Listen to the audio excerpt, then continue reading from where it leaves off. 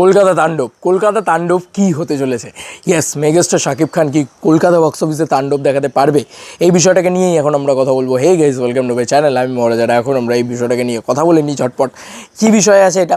বিষয়টা হচ্ছে যে কলকাতা বক্স অফিসে মেগাস্টার শাকিব খানের হোল্ড এর আগে আমরা প্রচণ্ড মারাত্মক কিছু দেখতে পাইনি, কিন্তু সেবারে প্রমোশনও হয়নি, সেবারে ভালোভাবে আশাও হয়নি, সব কিছু হয়নি ঠিকঠাকভাবে। এবারেও যে খুব প্রপার হয়েছে তা নয়। আমি কিন্তু প্রথম দিন থেকেই বলে এসেছি যে প্রমোশন চাই। এবারে কিন্তু তাও কম প্রমোশনই হয়েছে, এটা মানতেই হবে। যে এটা যেটা হয় তুফানের ক্ষেত্রে আমি যেটা এক্সপেক্ট করেছিলাম মিনিমাম 2 উইকস ধরে টানা একটা লম্বা প্রমোশন হবে, সেটা কিন্তু হয়নি।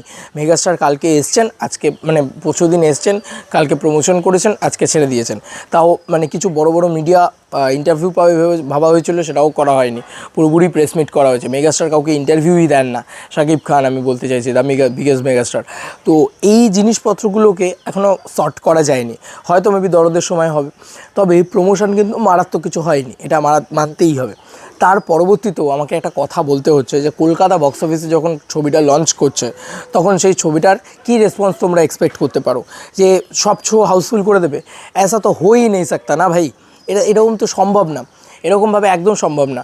কারণ দেখো, আমি একটা পরিষ্কার বাংলা কথা বলি যে মেগাস্টার শাকিব খান কলকাতার সুপারস্টার না, মেগাস্টার শাকিব খান বাংলাদেশের সুপারস্টার। অনেকগুলো ক্রাইটেরিয়া এখানে ম্যাচ করাতে হবে, আমি তোমাদেরকে বুঝিয়ে দিচ্ছি সব কিছু একটা একটা করে। তো বাংলাদেশের সুপারস্টার, উনি বাংলাদেশে দাপিয়ে বিজনেস করেছেন। একটা ছবি অলরেডি ব্লকবাস্টার হয়ে গেছে, একটা ছবি বিদেশে ব্লকবাস্টার হয়ে গেছে বলা যেতে পারে, ইন্টারন্যাশনালি ব্লকবাস্টার রেসপন্স পেয়ে গিয়েছে।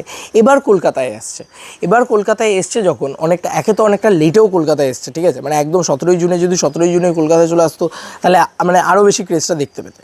এত কিছুর পরেও কলকাতা থেকে প্রত্যেকটা হলে মিনিমাম 10-15% মতন অকুপেন্সি রেট যাচ্ছে। মানে আমি তো বলছি 7 to 10% মতন তো এখনই যাচ্ছে, স্পট বুকিং বাকি আছে, সব মেলালে 20% মতন অকুপেন্সি যাবে স্পট বুকিং মেলালে। যেটা প্রথমবার কোনো বাংলা ছবির সাথে হচ্ছে, এটা প্রথমবার বাংলা ছবি বলতে বাংলাদেশের কোনো বাংলা ছবির সাথে আমাদের এখানে হচ্ছে।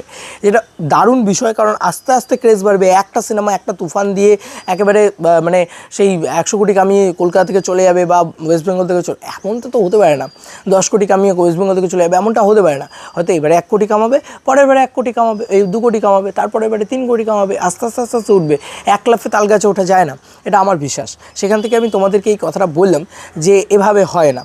এবং সেকেন্ডারি যে পয়েন্টটা আমি তোমাদেরকে বিশেষ করে বলবো সেটা হচ্ছে, উনি এখানকার সুপারস্টার তো নয়, সেটা আমি বললামই। সেকেন্ডারি যে পয়েন্টটা সেটা হচ্ছে, আমাদের এখানকার দর্শক প্রচণ্ড হিপোক্রেট। এখানকার দর্শক, এখন তোমরা নিজেরাই বোঝো যে ভালো কমার্শিয়াল ছবি হলেও কিন্তু এখানকার দর্শক বাংলা ছবি দেখতে চায় না, ঠিক আছে? তো এই ক্রাইটেরিয়াটাকে মাথায় রেখেই কিন্তু আমাদের কাজ করে যেতে হচ্ছে। আর আমরা এই নোংরা দর্শকগুলোর সাথেই ডিল করি রোজ। তাহলেই বোঝো যে তোমাদের যদি ডিল করতে হয় একটা ছবি দিয়ে এসে, তাহলে তোমরা বুঝতে পারছো তো যে এখানকার দর্শক কি সাংঘাতিক। তো এখানকার দর্শক কিন্তু হল ভরিয়ে দেখতে যাবে না।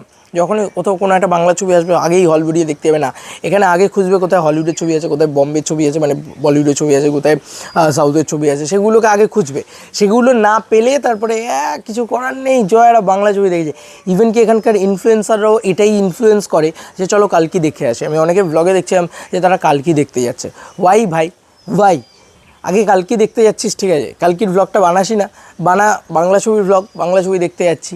কিন্তু সেসব এখানে হয় না, কারণ এটাই পশ্চিমবাংলা, এটাই কলকাতা, এখানে বাংলা ছবিকে বা বাংলা ভাষাকেই রেসপেক্ট করা হয় না। তো এইগুলোকে মাথায় রেখেই মেগাস্টার শাকিব খানকে এখানে আসতে হয়েছে।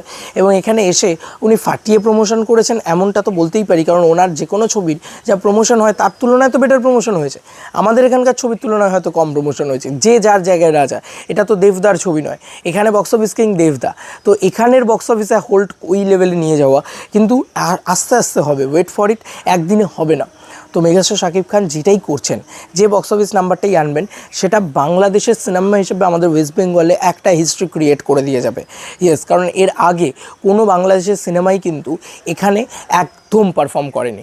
সে হাওয়াই হোক, সে সুরঙ্গই হোক, সে যে কোনো সিনেমা হোক, প্রিয়তমাই হোক, কোনো বাংলাদেশের সিনেমা এসে আমাদের এখানে বক্স অফিসে বিজনেস করতে পারেনি।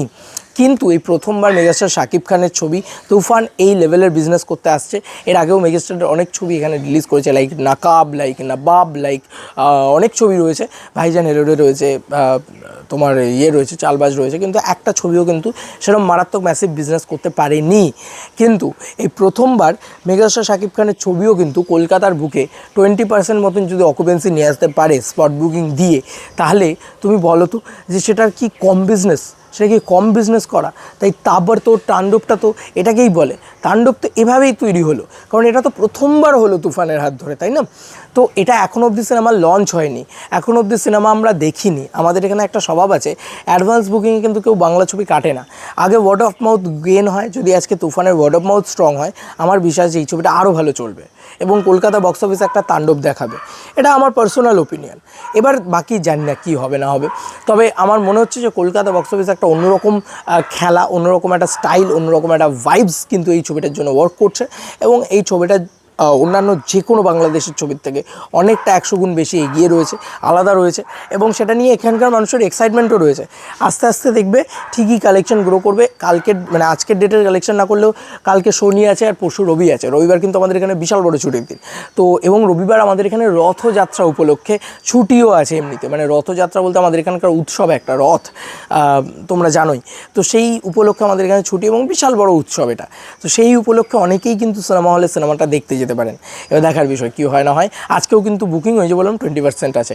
আজকে ধরো 20%, কালকে ধরো 30%, তারপরের দিন ধরো 40% হলো, তারপরের দিন আবার একটু ড্রপ করে আবার 20%-এ নেমে এলো।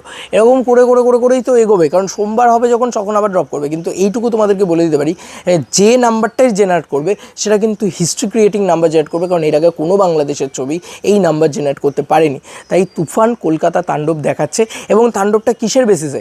বাংলাদেশের প্রথম কোনো ছবি যে কলকাতায় এরকম ক্রেজ দেখাতে পারছে, এই বেসিসে কিন্তু আমাদেরকে বলতেই হবে যে তুফান কলকাতা তাণ্ডব দেখাতে চলেছে, কলকাতা বক্স অফিসে তাণ্ডব দেখাতে চলেছে। তোমাদের আর কি মতামত এন্টায়ার ভিডিওটাকে নিয়ে জানিও কমেন্ট সেকশনে। চলো বন্ধুরা, নতুন কোনো ভিডিওতে দেখা হবে। Bye bye.